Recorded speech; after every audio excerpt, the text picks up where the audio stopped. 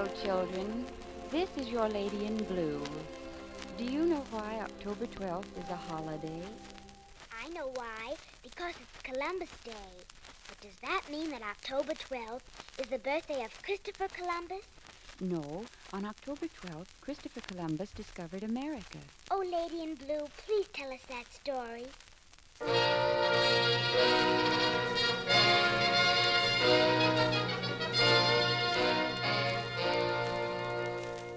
Once upon a time, many years ago, there was a sailor called Christopher Columbus who lived in Genoa, Italy. At that time, people believed that the world was flat, but Christopher Columbus didn't agree with them. He thought that the world was round, and when he told people that the world was like the shape of an egg, they laughed at him.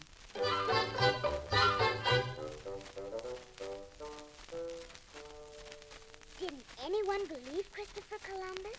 Well, one day, Queen Isabella of Spain, having heard his story and believing that if the world was round, Columbus would find a shortcut to India and bring back great riches to Spain, gave him 3 ships.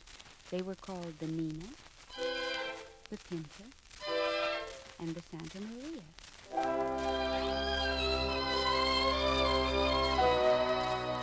On August 3rd, 1492, Columbus set sail.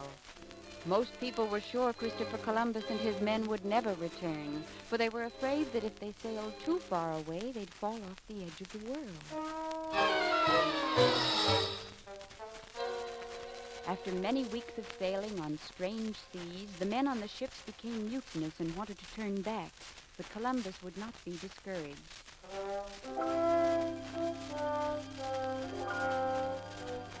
Finally, on October 12, 1492, they landed on the shores of what they thought was India.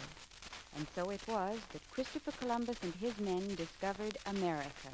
Oh, beautiful for spacious skies, for amber waves of grain, for purple mountain majesties above the fruited plain. America, America, God shed His grace on thee, and crown my good with brotherhood from sea to shining sea.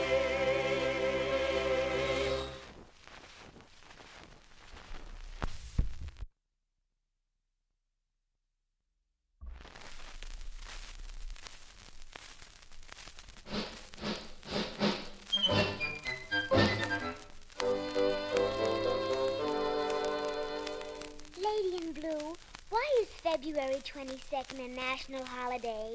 Because it's the birthday of the father of our country, George Washington. Did George Washington have any favorite songs? Indeed he did, and one of them is still a favorite with every American boy and girl. I'm sure that you know it, Yankee Doodle. Yankee Doodle went to town upon a little pony. He stuck a feather in his hat and called it macaroni. Yankee Doodle, keep it up, Yankee Doodle dandy. Mind the music and the step, and with the girls be handy. Yankee Doodle, keep it up, Yankee Doodle dandy. Mind the music and the step, and with the girls be handy. George Washington was born in Virginia on February 22nd, 1732. As a little boy, he was just like any of you. He liked all sorts of games and sports. He also liked to go to school and studied very hard. When George was 6 years old, he was given a shiny new hatchet of which he was very proud. He chopped at anything that came in his way. One day, he decided to try the hatchet on a beautiful young cherry tree, which was his father's favorite. The next morning, when his father saw what happened to the tree, he called George to him and asked, "George, do you know who chopped the beautiful cherry tree in the garden?" For a moment, young George hung his head. Then he looked at his father and said, "I cannot tell a lie, Paul. You know that I cannot tell a lie. I did cut it with my hatchet. Ooh, did George Washington's father scold him? His father was so proud of him for telling the truth that instead of the scolding George expected, his father said, "Such an act in my son is worth 1,000 trees."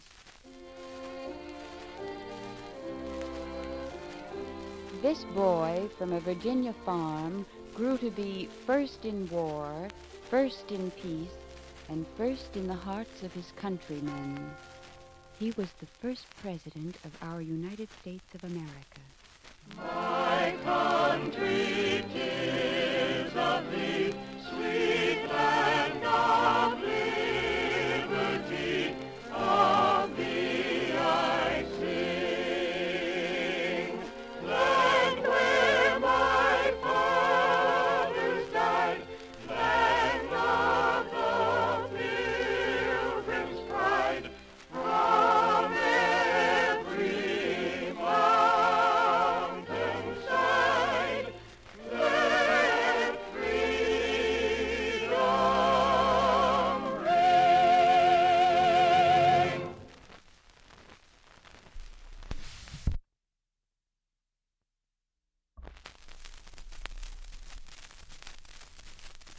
Glory, glory, hallelujah. Glory, glory, hallelujah. A government of the people, by the people, and for the people shall not perish from the earth. Lady in Blue, who said that? A great man spoke those words a long time ago. His name was Abraham Lincoln. Where was Lincoln born? When is his birthday? Abraham Lincoln was born in Kentucky on February 12, 1809. We celebrate his birthday as a national holiday. That's why you don't have to go to school on that day. Did Abraham Lincoln go to school? When Lincoln was a boy, he walked many miles to school and spent long hours in front of the open fireplace studying by the light of the burning logs. He worked awfully hard and grew to be very strong and very tall. Will you tell us a story about Mr. Lincoln, Lady in Blue?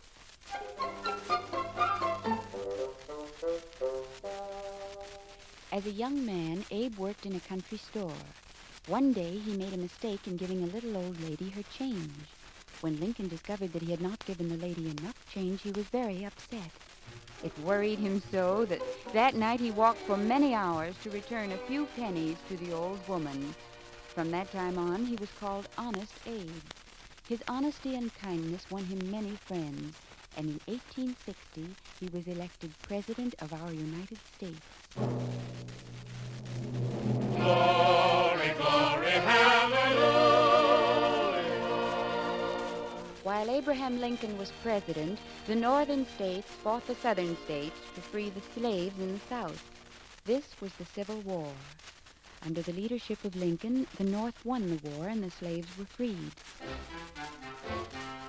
On the night of the victory celebration, with the people cheering the Northern soldiers and the band playing the Northern songs, the bandmaster asked Mr. Lincoln what song he would like to hear. Very quietly, and much to the surprise of everyone, Mr. Lincoln asked for the Southern marching song, Dixie.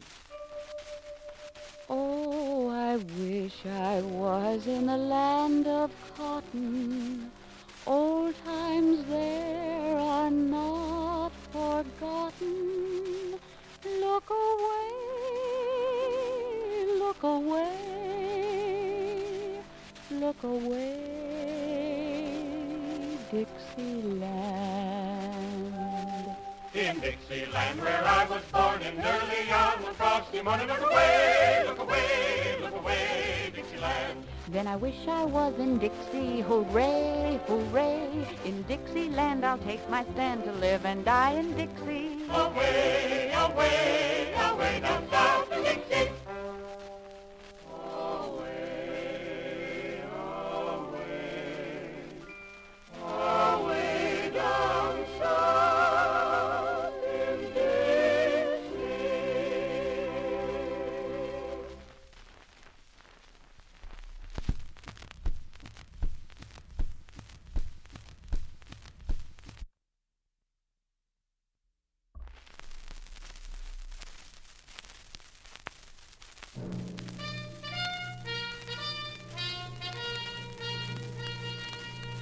I pledge allegiance to the flag of the United States of America and to the republic for which it stands, one nation, indivisible, with liberty and justice for all.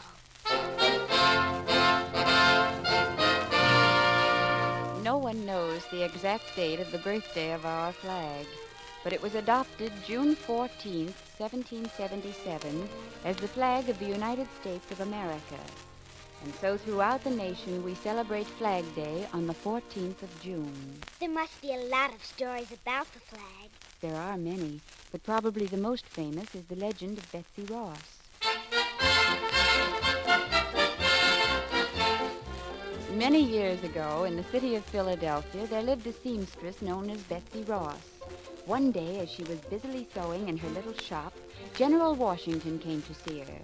They were old friends, so his visit didn't surprise her, but she was surprised when he showed her a drawing of a flag and asked her to make it for him, saying that it was to be the flag of the United States of America.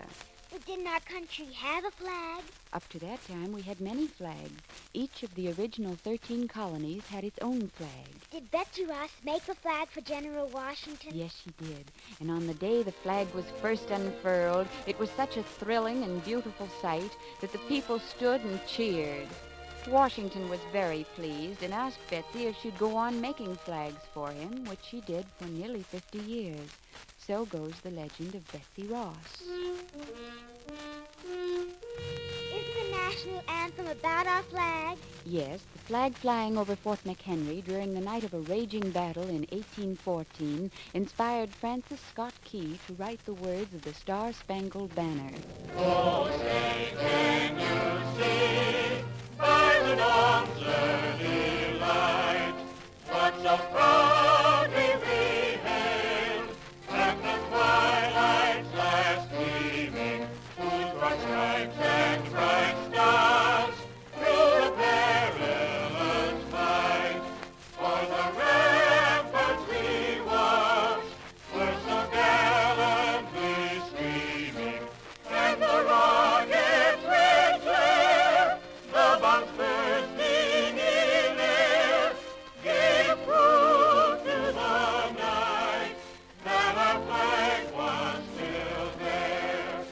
Oh, say does that star-spangled banner yet wave for the land of the free and the home of the brave. One nation, indivisible, with liberty and justice for all.